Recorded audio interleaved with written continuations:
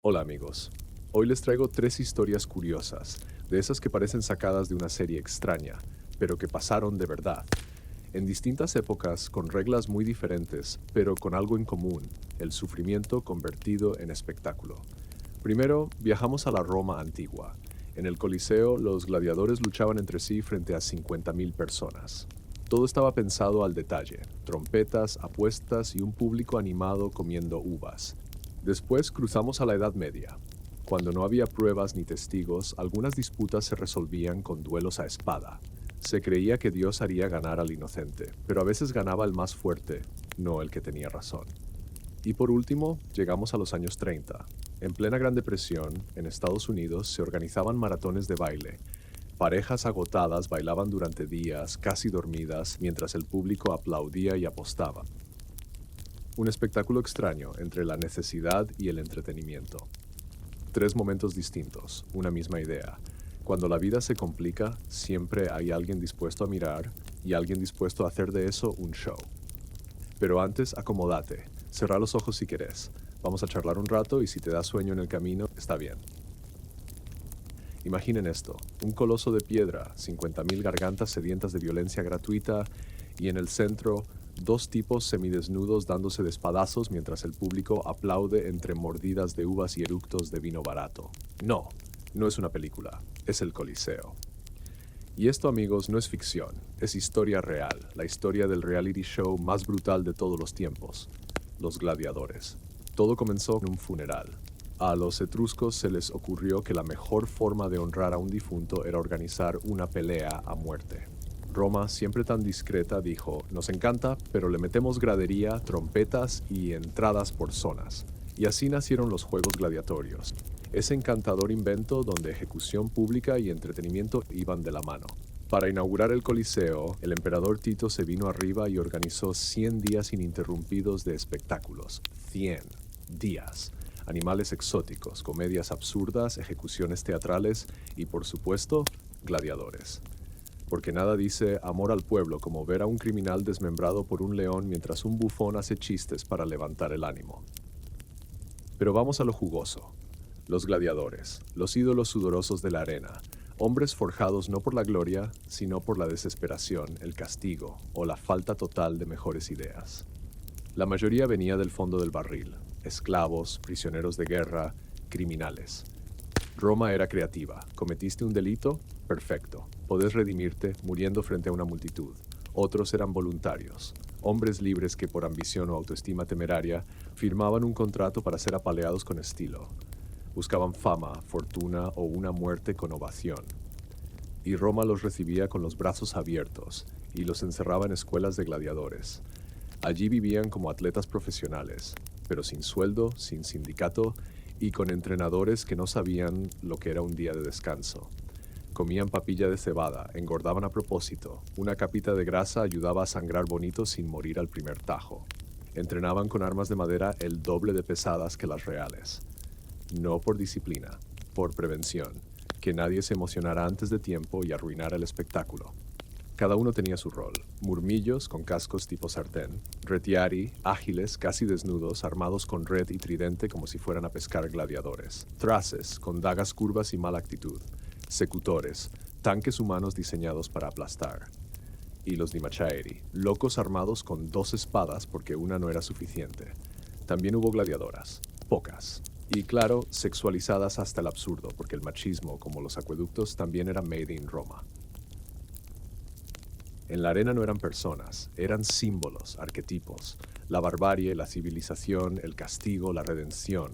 Eran héroes desechables, famosos sí, su sudor se vendía como afrodisíaco, en frascos, a precio de oro, y fuera del Coliseo seguían siendo escoria.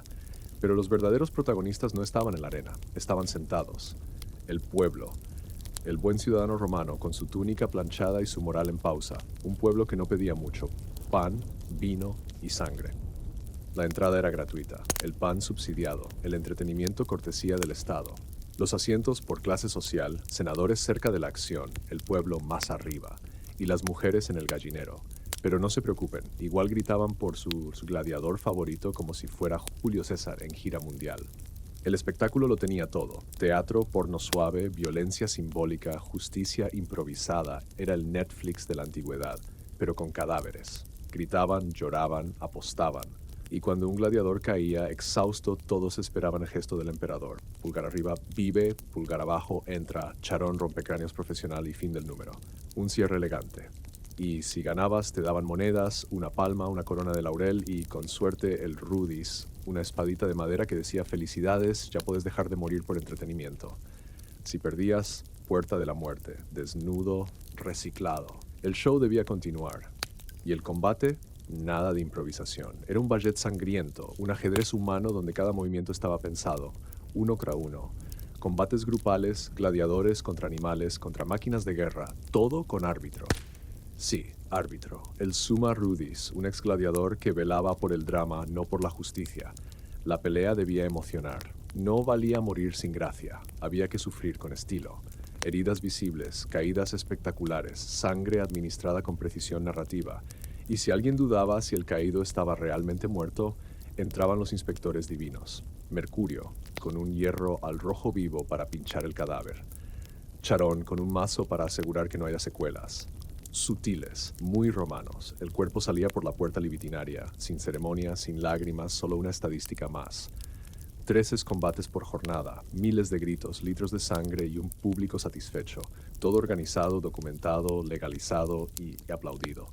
Roma fue muchas cosas: cuna del derecho, arquitectura monumental y también pionera en el arte de anestesiar al pueblo con vísceras ajenas.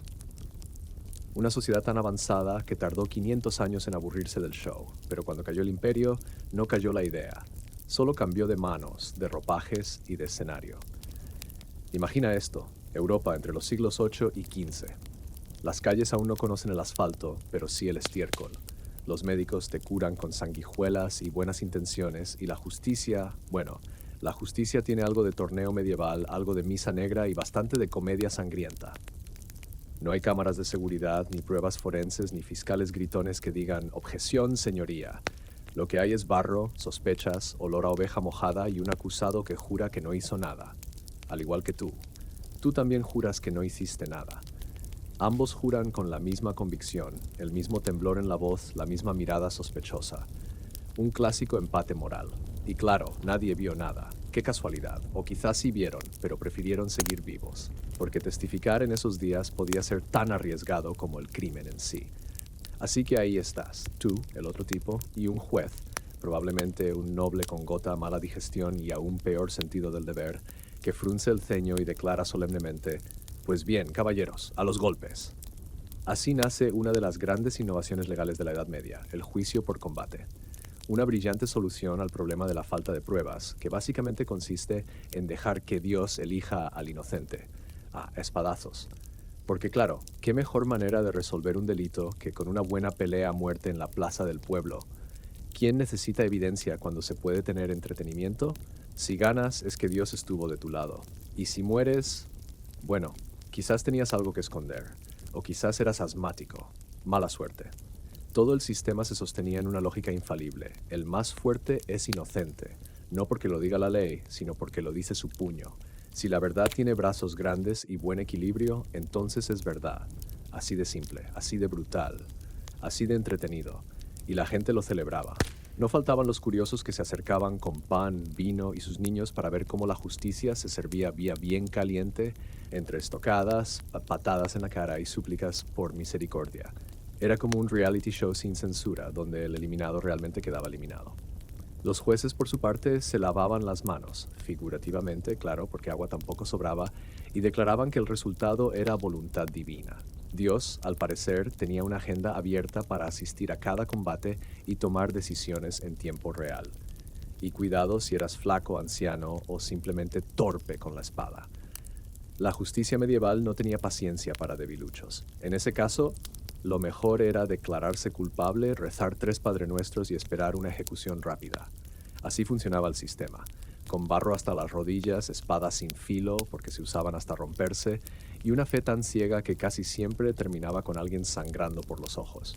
No era justicia, era espectáculo, pero uno muy conveniente, muy económico y, por supuesto, con final garantizado. Porque al final no importaba quién mentía. importaba quién caía último. Y así, entre gritos, vísceras y aplausos, la verdad caía al suelo como otro cuerpo más. A veces el culpable ganaba, a veces el inocente moría. Pero lo importante era que el pueblo se había entretenido, el juez había terminado su almuerzo y Dios, según todos, había hablado. Hoy miramos esos tiempos con distancia, nos reímos, nos horrorizamos, y sin embargo seguimos fascinados con la misma pregunta. ¿Y si el otro está mintiendo?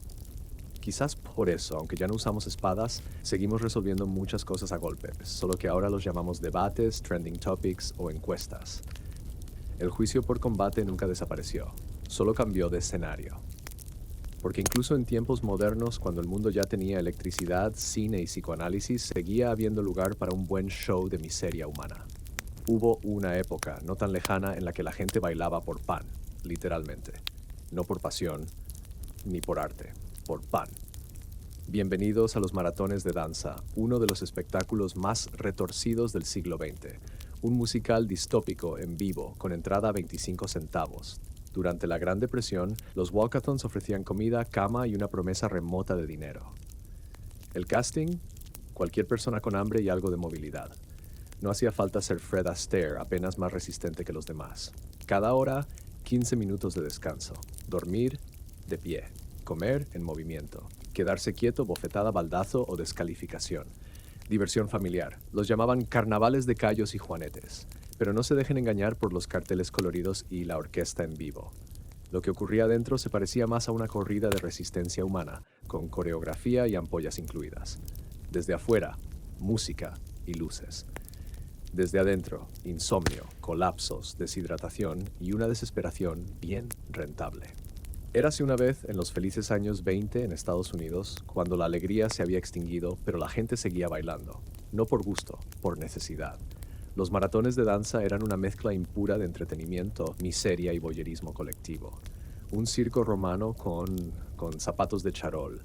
Personas sin energía daban vueltas durante días mientras una audiencia bien alimentada pagaba por verlas descomponerse lentamente.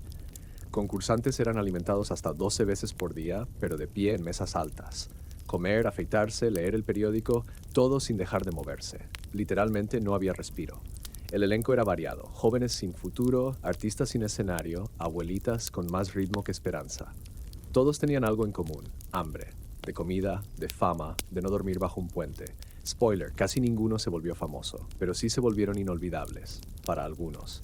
El público, en cambio, encantado, aplaudía el sufrimiento con entusiasmo. Gritaban, apostaban, lloraban cuando su favorito caía. Era un reality show sin cámaras. El sadismo estaba de moda, diría una concursante. Y no faltaban los números especiales, bodas en pista, shows con hombres congelados en hielo, desmayos coreografiados. La miseria tenía guión. En abril de 1923, Homer Morehouse colapsó y murió tras bailar 87 horas. Fue la gota que desbordó el cinismo. Seattle y Boston prohibieron los maratones ese mismo año. Pero no se preocupen, el espectáculo no terminó, porque el show debía continuar. Siempre debe, y continuó. Con cuerpos cayendo como fichas de dominó mientras la música seguía incansable. Comer era un premio, sonreír obligatorio, caer descalificación y si caías con gracia mejor. El público agradecía. Chaim de Villiers y Bonnie Kuczynski bailaron durante 5 meses. 5 meses. Seguidos. Dormían 3 minutos por hora, turnándose para sostenerse como marionetas humanas. Ganaron $1,000, una fortuna en su momento. Pero Guinness les cambió las reglas. Borrón elegante, como si nunca hubieran existido. Solo una tumba anónima en Minnesota susurra la historia hoy. El escenario era una jaula con cortinas, las reglas caprichosas. El objetivo, resistir lo suficiente para entretener. Nadie estaba allí por gusto. Estaban porque no había otro lugar donde ir. Todo estaba diseñado para que cayeras. Lento, doloroso, rentable. Los jueces eran verdugos con silbato, el público un monstruo hambriento de drama. Porque hay algo profundamente humano y profundamente jodido en mirar cómo otros se rompen mientras uno come pochoclos. En los años 30 llenaba auditorios, hoy llena nuestras pantallas, cambiaron las plataformas, no el apetito. Todo comienza igual, promesas vacías, reglas imposibles y un público ansioso por ver caer a los demás. Y así llegamos al final. La música se apaga, las luces tiemblan, el aire se vuelve espeso. Y entonces lo vemos, una imagen congelada. Un hombre de 1933, con los párpados vencidos, sostenido por su pareja que tambalea, pero no lo suelta, no bailan, flotan, como si el cansancio les hubiera robado el peso. Porque el show nunca fue sobre bailar, fue sobre cuánto aguanta el alma antes de romperse.